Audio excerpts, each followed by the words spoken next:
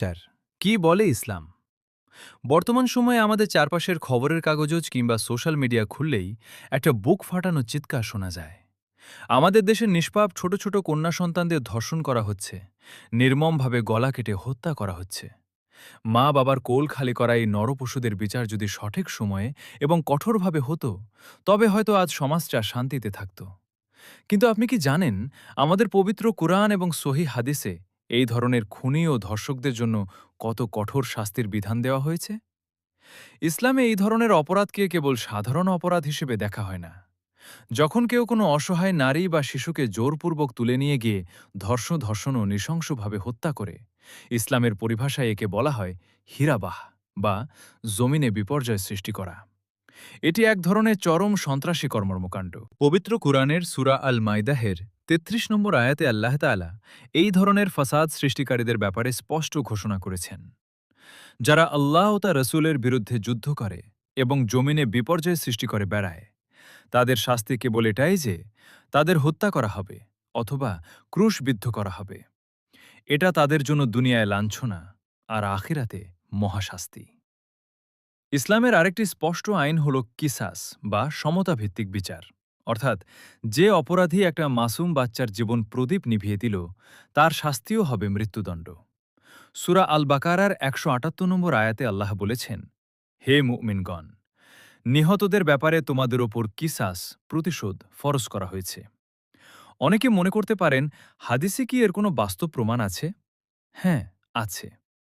সহিহ বুখারী ও সহিহ মুসলিমের একটি বিখ্যাত হাদিস শুনুন। রাসূলুল্লাহ সাল্লাল্লাহু আলাইহি ওয়াসাল্লামের যুগে এক ইহুদি এক আনসারী ছোট মেয়ের মাথার গহনা ছিনিয়ে নেওয়ার জন্য তার মাথা দুটি পাথরের মাঝে রেখে থেকলে দেয়। মেয়েটি মারা যাওয়ার আগে ইশারায় সেই অপরাধীকে দেখিয়ে দেয়। অপরাধীকে ধরে আনার পর সে যখন অপরাধ স্বীকার করল, তখন আল্লাহ রসুল সাল্লাল্লাহু আলাইহি ওয়াসাল্লাম নির্দেশ দিলেন, ঠিক যেভাবে সে মেয়েটিকে নির্মমভাবে হত্যা করেছিল, তেমনিভাবে দুটি পাথরের মাঝে তার মাথা পিষে কিসাস কার্যকর করা হোক। সহিহ বুখারী ৫,২৫০, সহিহ মুসলিম ১,৬৭২।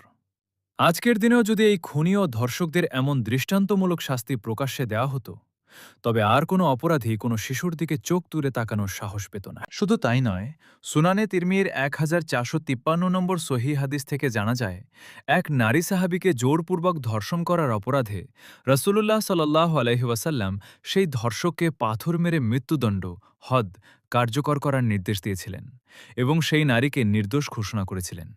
অর্থাৎ ইসলামে ধর্ষকের শাস্তি মৃত্যুদণ্ড। ইসলামের এই কঠোর আইনগুলো সমাজে শান্তি ও নিরাপত্তা নিশ্চিত করার জন্য তৈরি করা হয়েছে।